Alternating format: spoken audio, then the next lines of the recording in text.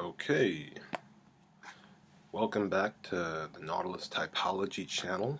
Um, this is going to be a 4 video series on the different types of club oscillations, I guess you'd call them. Blocking in socionics is a concept that I think applies to my understanding of typology. By blocking in this sense, I really just mean NT, ST, SF, and NF together, and also the extroverted and introverted and judging and perceiving versions of these blockings. So with the last 4 video series I did, I was talking about how extroversion or PE and JE or extroverted judging and extroverted perceiving combine to make a group-on-group dynamic, and I did the same thing with the J functions, which are PI and JE, the I functions, which are introverted PI and JI, and the P functions, which are PE and JI. Extroverted perceiving and introverted judging. Just going all the way around the square there. Now we're going to be talking about the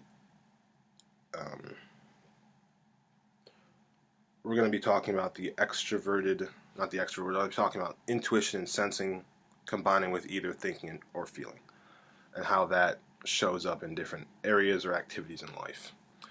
So with this video, we're going to start out on NT, I guess, because I just said that one. No real particular reason. Well, I'm an NT, so maybe that's the reason, but no reason besides that. Excuse me. But yeah, so NT, I don't have like discrete boundaries for N versus ST versus F at this point. Not as solid as I do for like JE versus JI or PE versus PI. But what I do have for NT, ST, SF, and NF are examples, real life domains of activity that apply. So with NT, it's actually going to be, this is an exemplary, not an exemplary example, this is an example area. I think typology falls under NT, but that's not the example activity I'm going to use, because typology is kind of like not very general. It's a very specific interest held by a few people, whereas the example I'm going to use is actually more widely known and widely known, I guess. So with NT, it's really like video games or gaming, and I think like that includes board games, because the difference between like a board game and, let's say, a sport, which would be more ST, is that with a video game you don't really need to have that much coordination or that much bodily activity. Like, I know this is kind of fuzzy, but like it's really just like, it's what I have at this point. I'd like to be able to get to a point where I can say this is the discrete difference between NT and ST, or N and S in this example, but I don't have that at this point. So, but I think it's pretty clear just looking at video games and gaming as NT, an example of NT. Not to say that that's all that NT is. That's not what I'm saying. But if you're playing a lot of video games, not just if you're playing a lot of video games, because that's somewhat subjective, but if you're focusing and taking video games seriously compared to, let's say, art, which would be more SF, the NT-SF, then you can maybe type yourself as an NT based on that. But what are the different types of NT? So with NT you have INT, NTP, ENT, and NTJ. And INT consists of introverted intuition and introverted thinking.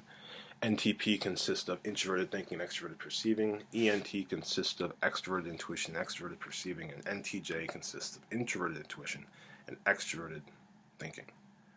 I hope I didn't say perceiving. I might have a while ago, but that's what if I said perceiving, I meant to say thinking, I think. It's always an intuitive function and a thinking function. It's just a matter of which is extroverted, which is introverted. So,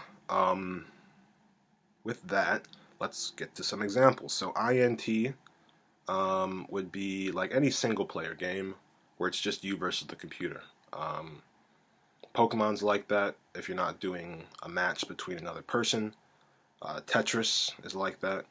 Um, that's pretty. It's not. I mean, and this isn't to say that like everybody who plays Pokemon is an INT because people play different types of games. It's more about like, you know, which type of video game do you tend to play more of?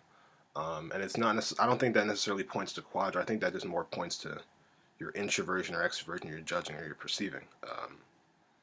Because as far as I can tell, with my own experience, like I'm introverted kind of across the board. I have a lot of INT, and then I have also a lot of ISF and a lot of INF and a lot of ISF.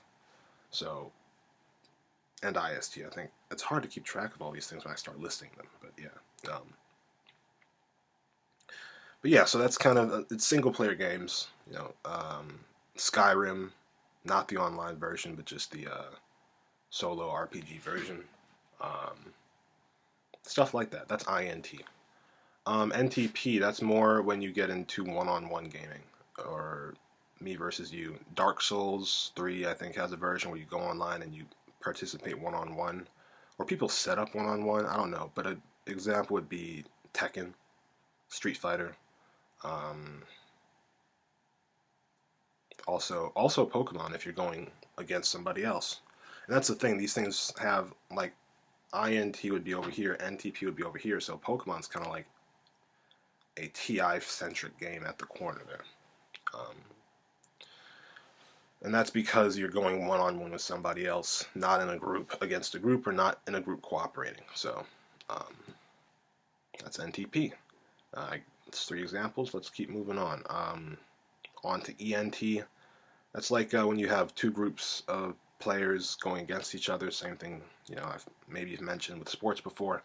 But that's, Modern Warfare 2. Not every sort of game that you can play or setup or match you can have in Modern Warfare 2.